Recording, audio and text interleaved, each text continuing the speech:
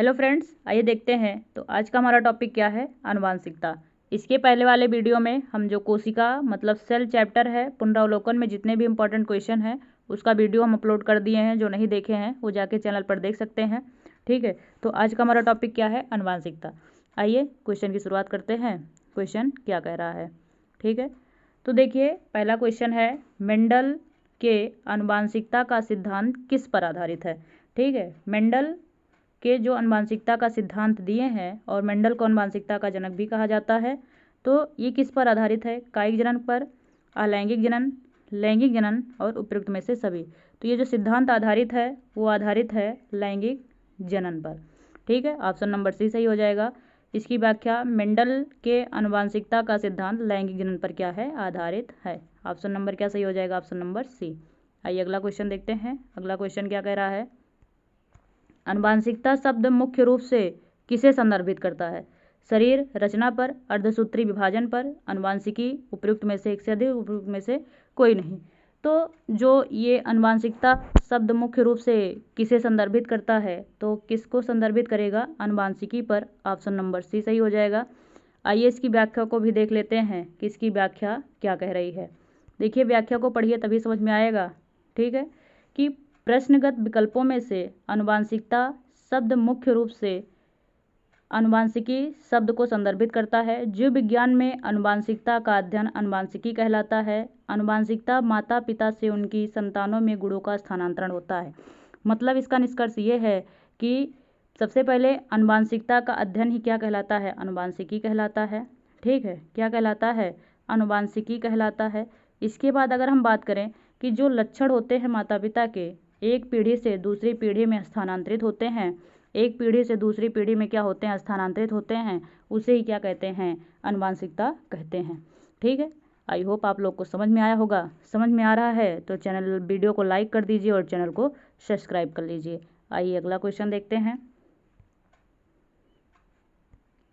कह रहा है कि निम्नलिखित में से कौन सा क्लोरोप्लास्ट का एक लक्षण है जो उसे स्वप्रतिकृत के योग्य बनाता है। ऑप्शन है डीएनए एवं आरएनए की उपस्थिति, केवल डीएनए की उपस्थिति, केवल आरएनए की उपस्थिति, उपयुक्त में से एक से अधिक, उपयुक्त में से कोई नहीं। तो इसका जो ऑप्शन सही हो जाएगा, ऑप्शन ए सही हो जाएगा, डीएनए और आरएनए दोनों की उपस्थिति।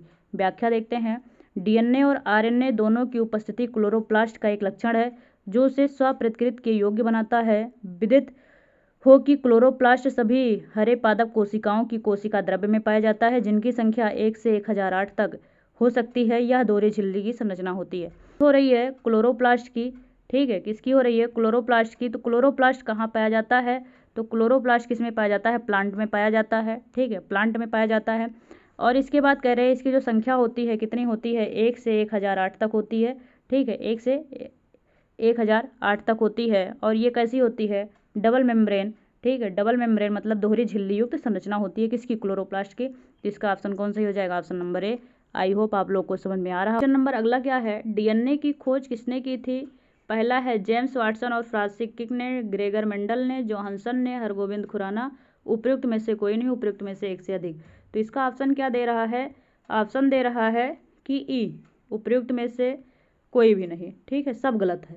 तो इसकी व्याख्या को देखते हैं क्या कह रही है। यह एक गलत धारणा है कि doctor James Watson, doctor Francis Crick, MHF Wilkins और फ्रैंकलिन नामक वैज्ञानिकों ने डीएनए की खोज की। वस्तुतः इन वैज्ञानिकों ने एक्सरे विश्लेषण द्वारा 1953 में डीएनए का कुंडलीकरण विन्यास प्रस्तुत किया था। वास्तव में डीएनए की पहचान सर्वप्रथम वर्ष 1977 में स्विस रसायन शास्त्री फ्रेडरिक मिशन ने की थी। फ्रेडरिक ने इसे न्यूक्लिन कहा था। अब इसका तथ्य देखिए क्या निकल रहा है। इसका तथ्य ये निकल रहा है कि जैसे सब कई बुकों में लिखा हुआ मिलता है कि डीएनए की खोज वाटसन और क्रिक ने किया था, लेकिन वाटसन और क्रिक ने क्या किया था, इसके डबल हेलिक्स मॉडल दिया था। ये डबल हेलिक्स संरचना होती है ना डीएनए की, कुछ इस तरह से। तो इसके मॉडल को किसने प्रस्तुत किया था, वाटसन और क्रिक ने। लेकिन अगर पूछे कि खोज किसने की थी, तो खोज देखिए यहाँ दिया गया है, फ्रेडरिक मिशन ने की थी। और उसका क्या नाम दिया, न्यूक्लिन कहा था। किसको, यही डीएनए को क्या कहा था, न्यूक्लिन कहा था। और कब खोजा था, सन 1869 में। इतनी बातें आप लोग को याद रखनी है।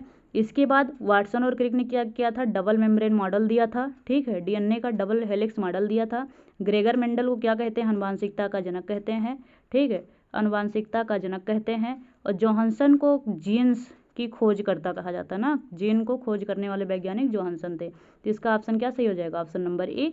और इसको याद रखना, फ्रेडरिक मिक्सचर न्यूक्लिन कहा था, कब, इतने में, ठीक है। आइए, आई होप आप लोग को समझ में आया होगा। आइए अगला क्वेश्चन देखते हैं। अगला क्वेश्चन कह रहा है कि जीव कोशिकाओं में आनुवांशिक लक्षणों के नियंत्रण में निम्नलिखित में से कौन सा उत्तरदायी है। एंजाइम है, हार्मोन है, आरएनए है, डीएनए है, ठीक है। तो इसमें ऑप्शन क्या सही हो जाएगा, डीएनए है, ठीक है। तो 5 का ऑप्शन क्या सही होगा, 5 का ऑप्शन नंबर डी सही हो जाएगा। आइए अगला देखते हैं। उससे पहले इसकी व्याख्या को देख लेते हैं, क्या दिया गया है व्याख्या को।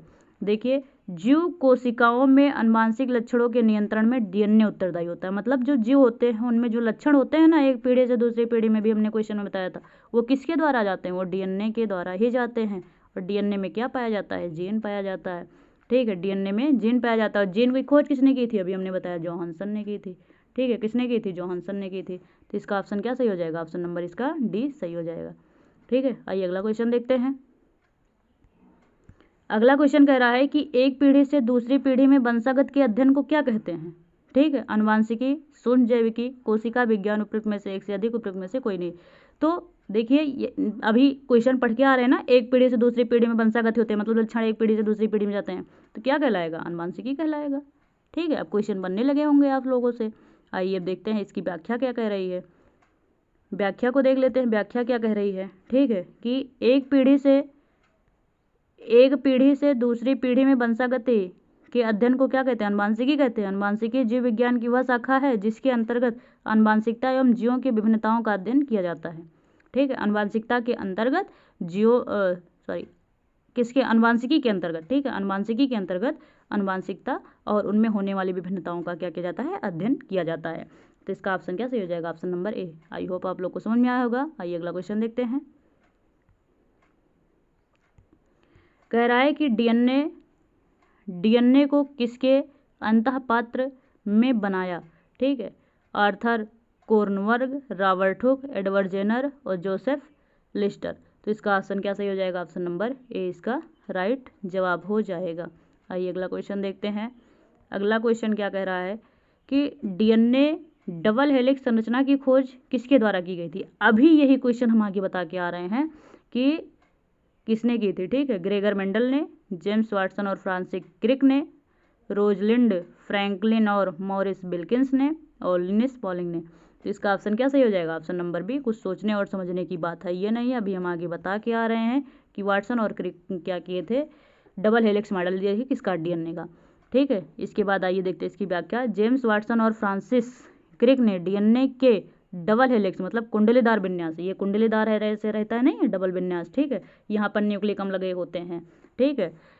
इसके बाद कह रहे हैं कि खोज की थी। इस खोज के लिए वर्ष 1961 में जेम्स वाटसन और फ्रांसिस क्रिक को तथा मॉरिस विल्किंस और मेडिसिन का नोबेल पुरस्कार प्रदान किया गया। किसको, वाटसन और क्रिक को, कब, 1961 में। तो इसका ऑप्शन क्या सही हो जाएगा, option number B. I hope आप लोग को ये चीज़ें समझ में आए होंगी। तो आज हम आनुवांशिकता जो था, जितने इंपॉर्टेंट क्वेश्चन थे पुनरावलोकन में, वो हम कर लिए हैं, ठीक है। आई होप आप लोग को ये समझ में आया होगा। हमारे चैनल पर जो भी स्टूडेंट नए हैं, चैनल को सब्सक्राइब कर दीजिए, वीडियो को लाइक कर दीजिए और कमेंट बॉक्स में कमेंट करके ज़रूर बताइएगा कि अगली वीडियो आप लोगों को किस टॉपिक पे चाहिए, ठीक है। तो तब तक के लिए thank you so much. Video को लाइक, चैनल को सब्सक्राइब जरूर करिएगा। Thank you.